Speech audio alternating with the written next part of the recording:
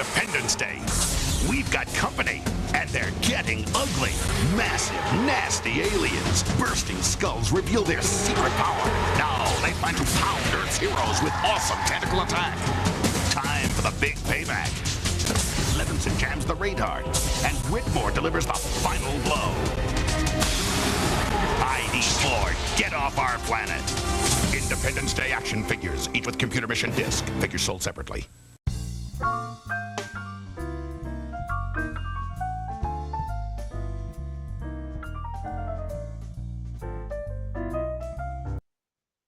Hello and welcome back to the Movie Pope podcast. And today we are celebrating our nation's independence. And what better way to celebrate our nation's independence than by doing a double review of ID4 and ID Resurgence. Now, Lee and I, we were both 9 or 10 years old around the time that the first Independence Day movie came out.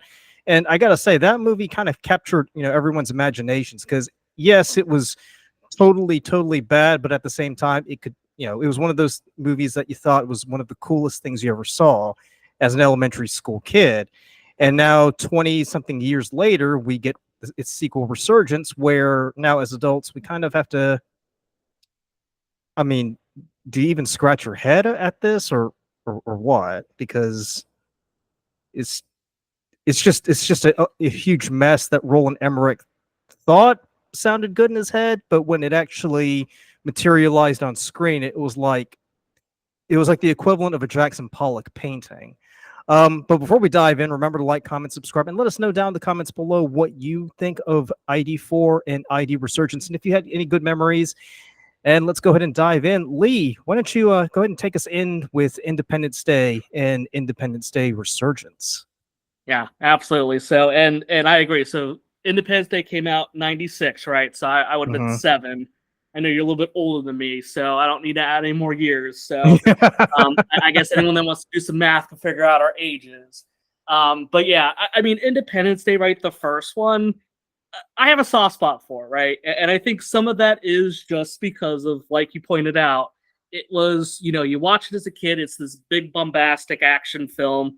And it's kind of that, kind of like disaster porn that I think got really prevalent. Like, you kind of see a lot of those type of disaster films, kind of in that time frame. Yeah, because around the mid to late 90s, that's when you start seeing all these, disaster movies like Deep Impact and Armageddon and Independence Then you got Day. like Day After Tomorrow, which I want to say is like maybe 2001. I don't remember. I don't recall when that one came out, but we still would have been in school around that time. Yeah. Oh, that was 2004. But yeah, like in that time frame, there was a lot of these types of films that I think got a whole lot of prevalence, and I think some of them, work well for what they were. And I would say Independence Day was, I think, a good example of one that worked for the most part. And I'm going to just state it like that because, what I appreciate with the first one was, like, they just throw the aliens at you immediately.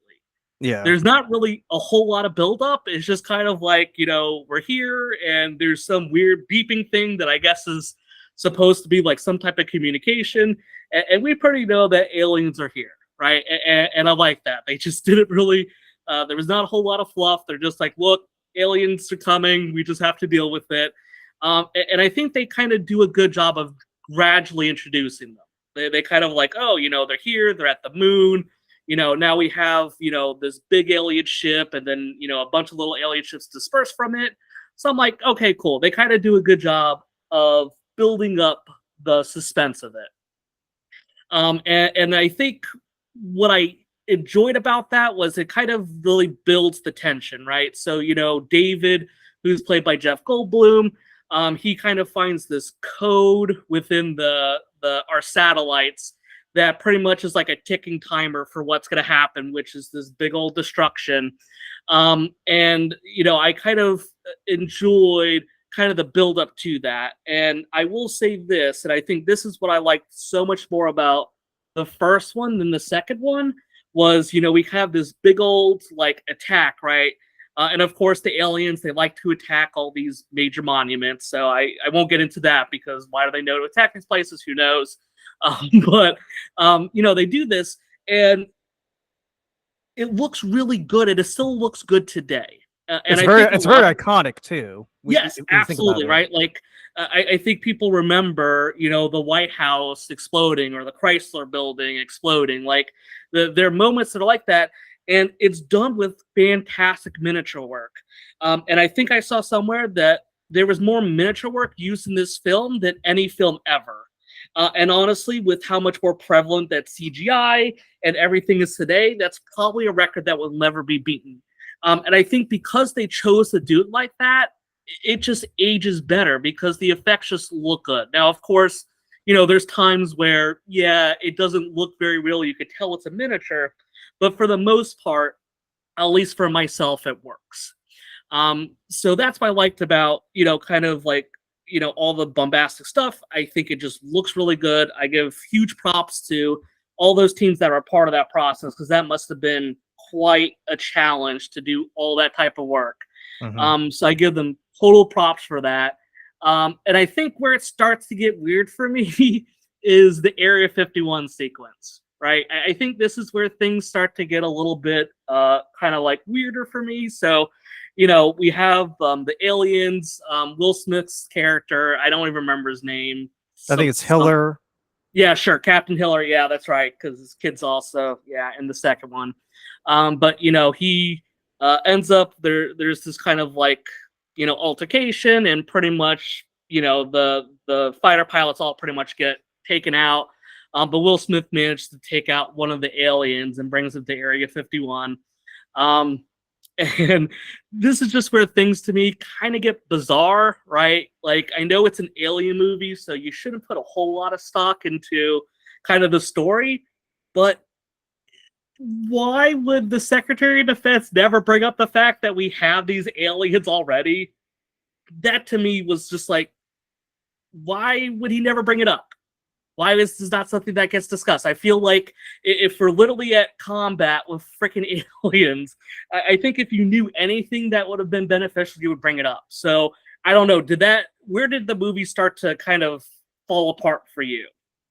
I mean, to be fair, like the movie kind of fell apart once we started seeing Captain Hiller and in his, what would you call her, girlfriend or fiance, kind of just like smooching up. Because I'm like, look, it's an alien movie, or alien invasion movie, right? I don't really care about the personal lives of all these people. I just want to see some aliens attacking people.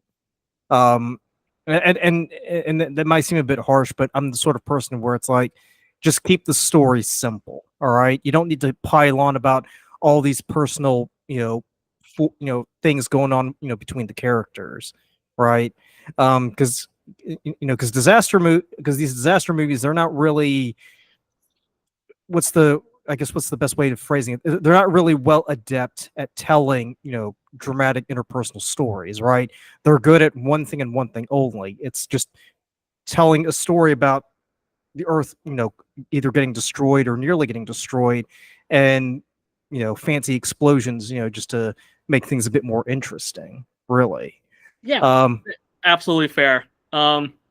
Yeah, I mean, let's talk about the characters, right? Because I think that's a fantastic point, and I think it's worth noting, right? So, we kind of have a lot of these story threads that feel totally too much for the type of film that you're in, right? They just take you out of the element, Yeah. because I mean, like, because we're just starting to get into the fact that the White House is trying to formulate a plan on, oh shit, these aliens are like hovering over our cities. We got to figure out what to do here. And then it cuts to L.A. where Will Smith makes a joke about, oh, all these people are moving out because they can't handle one earthquake. I'm like, what? I'm like, come on, man. I was just about to get into this, dude. Like, Yeah, why? There definitely is parts that I think kind of just don't really flow well, right? And I think all the story threads just kind of being all over the place and kind of interconnecting throughout is just And they don't go anywhere either. That's another thing too. Yeah, exactly. Well, they do go somewhere. It's just not really, I think, totally warranted or needed for the type of movie we're in, because you have like, right, we got President, right, Bill Pullman. So you kind of have his storyline where, like, he's the president and he's trying to manage his presidency, and he's trying to manage the alien threat. His wife is constantly in danger, and he's always wondering about her, and there's kind of this, very, I'm not going to say touching because we don't know what type of relationship he really had with his wife. But I guess the scene where she dies, but like you have all that going on. Then you have David, right, played by Jeff Goldblum, and his storyline with his father, Judd Hirsch, who, they're just kind of bantering back and forth. And then you have for David, like he's trying to get back with his ex-wife, who happens to be the president's aide, and we find out that they actually had like a friendship back in the day. And I'm like, okay, well, that's a lot. And then to your point, then it's like, oh, well, now we have Will Smith. We have him who's trying to join NASA, and his relationship with Vivica A. Fox, who's an exotic dancer. So not a stripper, an exotic dancer, just so everyone knows. Yeah, though she's an exotic dancer, that's what she says in the film. So we have them and like Will Smith debating upon whether or not he wants to marry her and everything going on there. And then to me, the one that absolutely drove me crazy is what the hell is Randy Quaid doing in this movie? Yeah, because he plays some drunk crop duster who can't keep his shit together. Which, by the way, I'm wondering because I know because I obviously you would get in a lot of trouble with the law if you were drinking and driving. Has nobody ever stopped this guy and said, "Hey, you look a little bit tipsy. Should you really be getting into that crop dusting plane?" Yeah, I have no idea how. It's a miracle he hasn't. Honestly, it's a miracle he hasn't crashed and burned because the one mess up that we see him make in the entire film is that I think he was supposed to like crop dust someone's field across town, and he crop dusted someone else's field instead. Mm-hmm. And he stumbles out of the plane and he just takes a swig, and I'm like, okay, apparently you can drink and fly, but you can't drink and drive. So so sue me. Yeah. Look, I have no idea. I don't know how that works. I mean, obviously, I feel I'm not a lawyer, but I feel like that's probably illegal. But I mean, like his storyline to me was so totally unneeded. Now, first of all, I want to say, knowing how crazy Randy Quaid is now, I actually think he was trying to be more normal by just being an alcoholic. Right. Because for his acting range, that he was able to kind of get out of his normal craziness to just be a raging alcoholic. And then like there's kind of this like weird storyline with him trying to show like he could be a good father, which was totally not needed. And then the other thing that totally was bizarre to me was supposedly he got abducted by aliens, which I mean, I guess knowing that aliens are attacking us, maybe those were the aliens, but they never actually like say whether or not it was real. Right. And I'm like, why have him be some crazy guy that is, spouting about aliens abducting him? You introduce aliens, but then you never actually prove to us that the aliens abducted him. Well, not to mention too, you also have to add in the obligatory, conflict with the kids, because the kids, they can't, stand him being an alcoholic pilot, and of course. Because why not? Yeah, it's just I find it so it's just so insufferable that like I mean, out of all these like plots, right? You got the president's plot, you got Jeff Goldblum's plot, you got Will Smith's plot, you got Randy Quaid's plot. I'm like, you have to like cut some of this stuff out, right? It's a 2.5 hour long film. I think that you could have just totally got rid of Randy Quaid and the film would have been fine. Right. It totally was just not needed. So all that stuff, just get rid of it, be done with it, because we don't need all that nonsense. But here we are talking about Randy Quaid. And actually, I have a very fun anecdote I will save for the end when we talk about the finale, because I don't know if you know about this, but it'll be fun to share. Okay, gotcha. But yes, we have all these just like crazy plot threads going on.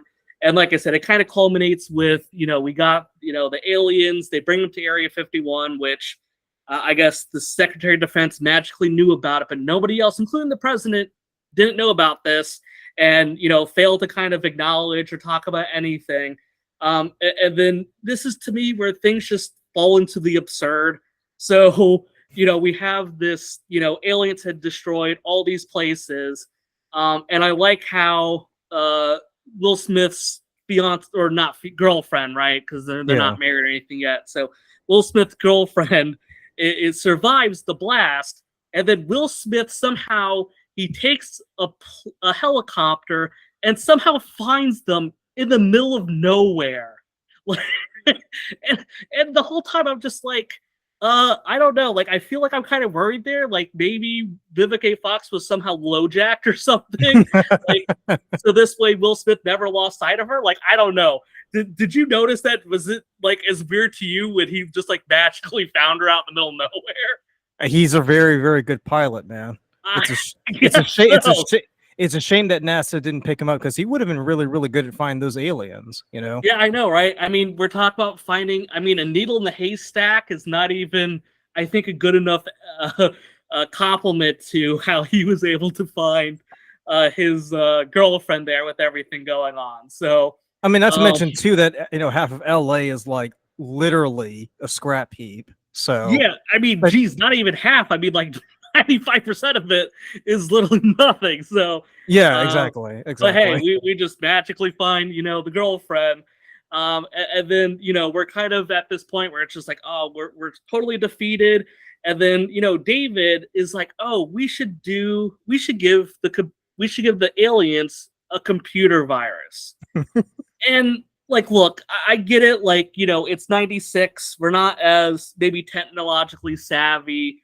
I mean, because the internet was in its infancy at that time, so yes, it's like yes. it's like so like back then it probably would have been like, oh, a computer virus, how novel, I know.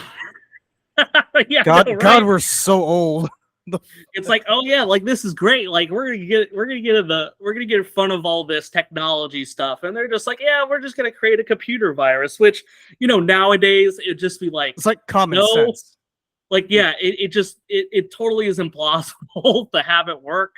I mean, I guess you could say like, oh, maybe they have the alien technology, maybe they'll figure something out. I don't know, but looking back at it, was probably not the greatest thing to kind of hang your hat on as far as your ultimate conclusion.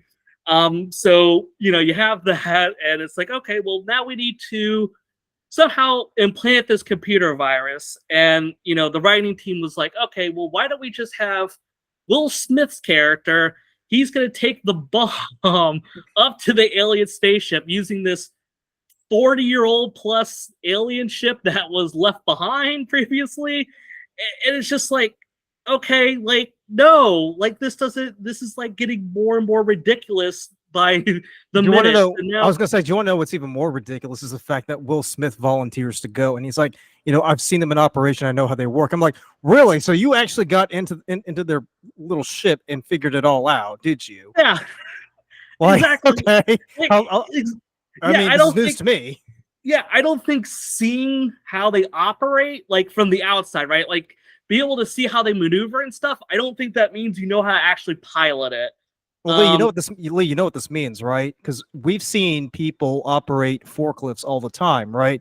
So by that logic, you and I should be able to operate a forklift like that, or even a dump truck, or even an airplane, because how many times have we watched movies like Top Gun? I mean, we're very observant people. I think you and I could very easily fly an F-16, Yeah, I agree, man. All you gotta do is just press the buttons and then we'll get going with it. I mean, just like wiggle the joystick around. How hard can it be? Yeah, and it's funny you say that because, I mean, that's what pretty much happens in the film, right? So our final counterattack has a bunch of random pilots that have varying levels of experience. They're just like, hey, if you're a pilot and you have experience, we're going to show you in a few hours how to operate these planes and shoot missiles. I just love how I just love that scene because it just reeks of desperation. Because I'm like, at some point, someone must have been like, "Ah, fuck this. We'll just like have everybody get in the airplane because we're over budget and we got to get this done. I mean, fuck it. Yeah, they're just like, whatever. Like, this is it. We're just gonna have people. You're just gonna learn how to fly. It's fine. We'll just move on. Like, we're just gonna help train you to get it done. And that's pretty much what happens, right? So you got Will Smith and Jeff Goldblum, right? They end up going into the ship. They fire off their virus bomb, which I guess is what I'll call it. So it causes the mothership to be disabled, and it causes all the little ships below to also become, well, not disabled, but it brings down their shields, which is what ultimately we need to destroy these aliens. So you kind of do that, and then you have like all this ridiculous thing going on, and it feels like, you know, we're not doing enough damage, right? So even with the shields down, we're like, oh yeah, we're finally gonna get them, but we come to the conclusion that, oh, this is not working. So the first thing that popped into my head was, earlier in the film, you used nukes. Why did you not feel like that was a good plan B now? Right. Like, you show that you had nukes, you wanted to use them before, and it was just like, okay, that didn't work. And then now we're like, huh, what do we do to destroy them or do a lot of damage? And no one was like, why don't we use those nukes that we used last time? And I guess you're forgetting they used up all their nuclear weapons in that first go, so they had none left. Oh, that's right. Yeah, we had one that we utilized, and that was it. We depleted our supply. Nothing for us to do. So I mean, if they're that desperate that the president himself, you know, should get into the pilot seat and fly, then yeah, yes. I mean, they're desperate enough to have pull of all their nuclear eggs into one missile. That's true. How can I forget that? Thank you for bringing that up. I forgot to add that other ridiculous bit where the president gets into a plane. I mean, granted, he is at least a previous pilot, and we know he has experience. But you know, it is what it is. But then, you know, we're kind of at the stage where it looks like we're all not going to make it. But Randy Quaid shows up and had his moment to shine. Where unfortunately, though, Randy Quaid has a missile, but he's not able to use it. So he sacrifices himself in order to destroy the ship. And I like how once the ship goes down, they're all like, oh, well, now that we know how to bring down the ships, we need to tell everybody else how to do it.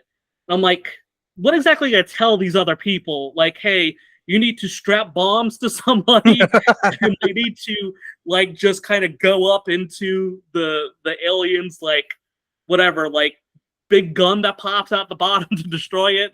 That's a one-way mission right there. Yeah, exactly. Like, I guess that's what they're gonna be like. Hey, we just need to have a whole bunch of kamikazes going there. That's how you kill it. So, but hey, that's how the movie ends. And then, you know, we have all these nice plot threads that come together and everyone's happy, where we got, you know, we got Jeff Goldblum's character that seems to rekindle his relationship with the president's aide, which gets lost in the next film, but we'll talk about that in a moment. We have Will Smith and Vivica Fox. They're all happily together now.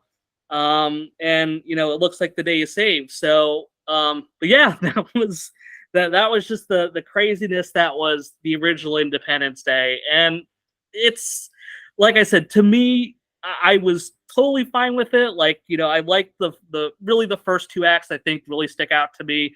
Yeah. You know, I like kind of the introduction to aliens. I like how, you know, we don't know a lot about them. They kind of slowly start to kind of be a part of the plot. We get to finally like kind of see one in the flesh, so to speak. And I think the buildup was good, even though, like you point out from the beginning, there's just a little bit too much with all the characters jumping back and forth.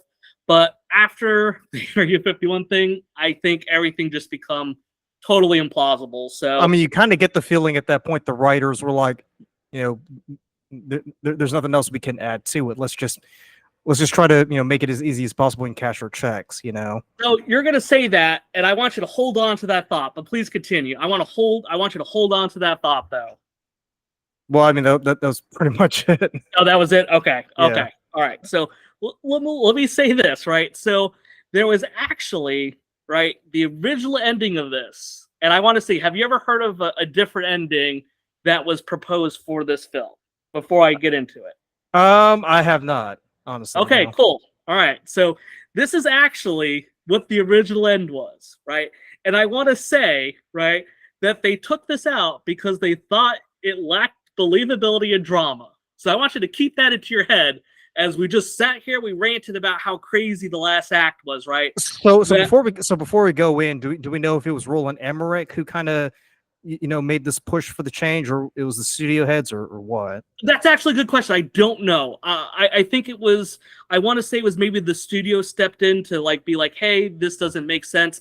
Because I believe that what was originally in the script was definitely Emmerich's idea, right? Okay. Or the writing team or whatever, right? Yeah.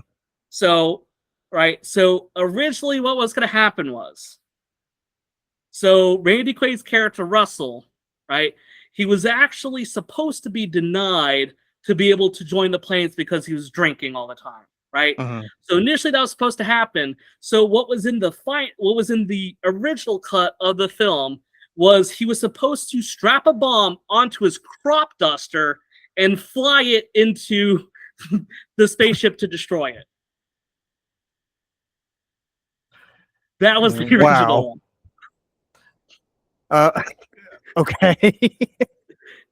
I could not believe when I read that, because it totally took me back, because I'm like, you know what? Like, this movie is all over the place. You have all these ridiculous things happening, but you feel like that was the thing that was a step too far. I don't know. I think that would have been the perfect conclusion to that. It's just to see him on his crop duster with a giant bomb strapped to its wing and just driving into it, right? That would have been great to me. I sort of like imagine it like, you know, in the seat behind him, just tucked away while he's flying into the alien ship. I actually like to think about it like it's just kind of like strapped overhead, like on the wings, and it's just kind of like you have this giant bomb just sticking out in front as it's just strapped to the roof. Could you imagine what the dialogue would have been like? They're like, "What the hell is that guy doing?" And like, okay, guys, it looks like this is our solution. There's the crazy guy in a crop duster that's doing it. Let's all just, let's drive a path for him. And I'm like, oh my goodness, that just would have been great. It's kind of it's that proverbial the pot calling the kettle black. Really? Yeah. Yes. That's what it is, because it's like, Yes. It couldn't have been. I mean, the movie is already insane as it is, and then for them to say, we're not going to do a bomb strapped to a crop duster, it's too crazy. That's like, I'm like, that's really rich of you to say that. Yeah, I know, right? Like, that's the part that was too much. Like, we have aliens that have these, like, I don't know, really weird looking like suits on the outside, and you open them up, we got the alien on the inside. We have computer viruses that we're using to destroy them. They have like a super faulty thing like the Death Star, which is just like, oh, well, this is how we destroy it. We just gotta, kind of like just blow something up on its giant gun when it's about to use it. So it's got this weird fault in it. And then, but no, a bomb on a crop duster, that's where we draw the line. So, but yeah, that was how I wanted to share that with you, because I thought that was a great thing. To this day, I'm definitely one of those is like, release the crop dust and cut. Like, that's what I want to see. Did they actually film it, or did they like cut it out during pre-production? So I wasn't able to really locate anything about it. So I don't know if anything was filmed about it. Because I'm thinking, because with the way you're describing it, it kind of sounds like what might have happened was they presented the script to the execs and said, "This is what's going to happen in acts, 1, 2, and 3," and then someone must have piped up and said, "Hey, we looked over everything for Act 3, and we want you to cut this out and rewrite it as this." Yes, that's entirely possible. I wish there was. I wasn't able to locate anything. I definitely wish there's a little bit more I could have found. There probably is, but I have no research skills, so it just didn't happen. But yeah.